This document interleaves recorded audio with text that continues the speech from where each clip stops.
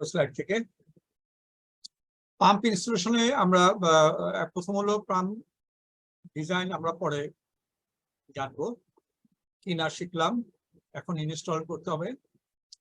কোথায় গুরুত্বপূর্ণ, যেহেতু pump shall be located near the source. সবচেয়ে ভালো হয় নিয়ার হলো মনে করি এটা ট্যাঙ্ক, এখন ট্যাঙ্কের উপরে হলো নিয়ার দি সোর্স, সাইড দিয়ে হলো near the source. It is better always to locate pump by the side of the wall. কারণ ওই যে সেলফ প্রাইমিং এ দেখেন, আমার এই ক্ষেত্রে সেলফ প্রাইম না হলেও চলবে। পানির ট্যাঙ্কে অবশ্য পানির ট্যাঙ্ক হাইট যখন উপরে থাকবে তখন পানি এই ডেলিভারি লাইনেরও এই লেভেল পর্যন্ত থেকে যাবে, পাম্পটা পানিতে সবসময় ভর্তি থেকে যাবে। আচ্ছা, ফাউন্ডেশন, এই যে এর ফাউন্ডেশন একটা রোবাস্ট ফাউন্ডেশন দিতে হবে। রোবাস্ট বলতে ভারী।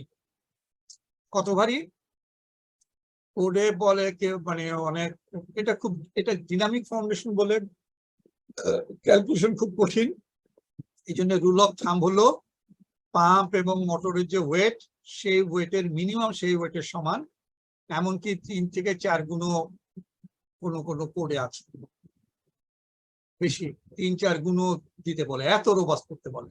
ঠিক আছে, আপনার যদি আমাদের যদি পয়সার স্বল্পতা থাকে, মিনিমাম এর ওয়েটের সমান একটা বেস তৈরি করতে হবে। গ্রাউটিং, গ্রাউন্ড প্রথমে একটা বেস করলে, সে কংক্রিটে বেস করলে আপনি এটা পুরোপুরি একেবারে হরিজন্টাল, যে পাম্পটা বসানোর জন্য হরিজন্টাল করতে হবে তো নাও করতে পারে। আমরা যেরকম একটা প্যাটার্ন স্টোন করি, ফ্লোর করি, তারপরে ফ্লোরে ওটা একটু হলো স্লোপ থাকতে পারে বা আনগুলেট থাকতে পারে, সেটাকে ইয়ে করার জন্য, ওভারকাম করার জন্য আমরা প্যাটার্ন স্টোন করি। এখানে গ্রাউটিং দিতে হবে 22 to 50 মিলিমিটার, যেটা প্রয়োজন হয় 1:2 সিমেন্ট স্যান্ড রেশিওতে। এই গ্রাউটিং করলাম। তারপরে যদি ডিজাইনে বলে যে কুশনিং লাগবে, কুশনিং এর উপরে পাম্পটা বসাই, এবং সেই পাম্পটা ট্রুলি হরিজন্টাল হতে হবে। ট্রুলি হরিজন্টাল আগে বলেছি। সাকশন পাইপ, আমাদের সাকশন পাইপের ক্ষেত্রে লেভেলিং, আমরা লেভেলিং করব। এই যেমন ভার্টিক্যাল পাইপ, এটা একটা ভার্টিক্যাল পাম্প দেখাচ্ছি। ভার্টিক্যাল পাম্পের ক্ষেত্রে এই যেন বেসটা আছে, এখানে একটা বেস আছে, এমন ভাবে বসাতে হবে যেন এটা ট্রুলি ভার্টিক্যাল হয়। একটু যদি এদিক ওদিক বাঁকানো থাকে, 0.5 ডিগ্রি বাঁকানো থাকলেও অনেক দিন পরে যে, মানে যতদিন তার লংজিভিটি থাকার কথা ছিল তার আগেই সেটা মানে শব্দ করা, ভাইব্রেট করা শুরু হয়ে যাবে। সাকশন পাইপ রিকোয়ারমেন্ট, সাকশন পাইপটা কি? এই সাকশন পাইপটা রিকোয়ারমেন্ট হলো, প্রথম কথা বলে যে একে সোজা রাখার চেষ্টা করো, শর্ট রাখার চেষ্টা করো। দুইটা, এক হলো সোজা, মানে কোনো বেন্টেন যেন না থাকে।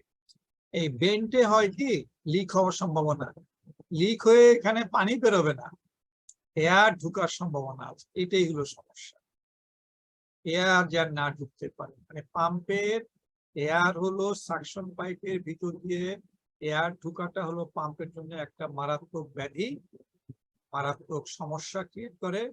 ক্যাভিটেশন বলে এক ধরনের সমস্যা হয়, সেটা শব্দ থেকে শুরু করে ভিতরের ইম্পেলারকে খেয়ে ফেলে, ভেঙে ফেলে, অনেক কিছু করতে পারে।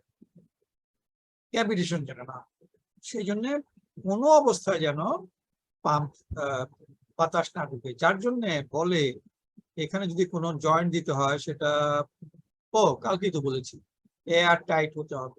এয়ার টাইট হতে হবে, নট ওয়াটার টাইট। আপনি যদি বেন্ড করতে হয়, প্রায় ক্ষেত্রে করতে হয়, তখন 12D, কোনো বই আবার 10Dও পাই, 10 থেকে 12D এই ডিস্টেন্স দূরে বেন্ড করতে হবে। আমি অনেক পাম্পে দেখি একেবারে ওই উপরে রাখে, একেবারে বরাবর, এখানে বরাবর সঙ্গে সঙ্গে করে ফেলে। তখন এই জায়গাতে টার্বুলেন্স হয়। এখানে টার্বুলেন্স হলেও, টার্বুলেন্স হওয়া মানে কি, এখানে বাতাসও ক্রিয়েট হয়ে যেতে পারে। তো এটা তারপরে আবার ঠিক হয়ে যাবে। এই জন্য একটা সার্টেন ডিস্টেন্স করতে হবে, এটা আমরা অনেকখানি খেয়াল করি না। আচ্ছা, আর এই ফ্লেক্সিবল কানেক্টর দিতে হয় শুরুতে, ফ্লেক্সিবল কানেক্টর।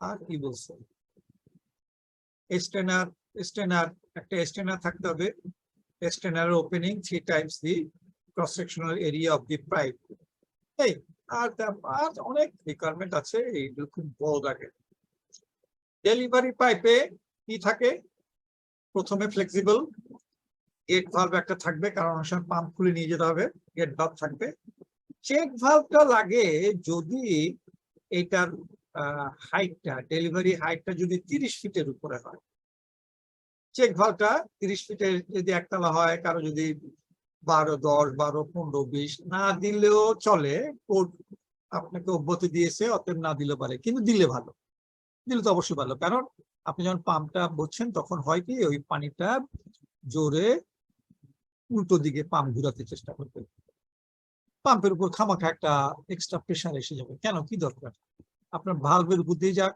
কারণ ভালভের যদি ভালভটা যদি নষ্ট হয় পাম্পের চেয়ে তো সস্তা এই জন্য চেক ভালভ বলছে 30 ফিট উপরে বেশি হলে দেখেন এখন যদি 100 ফিট 200, 300 ফুট এরকম উঠাতো আপাস করে যদি বন্ধ করে ও মাই গড হেভি প্রেশার হবে এইটার জন্য চেক ভালভ 30 ফিটের পর এই ডেলিভারি তো this are the pump requirement সই বললাম এখন ক্যাপাসিটি বুস্টিং আমরা বুস্টিং সূত্র জানি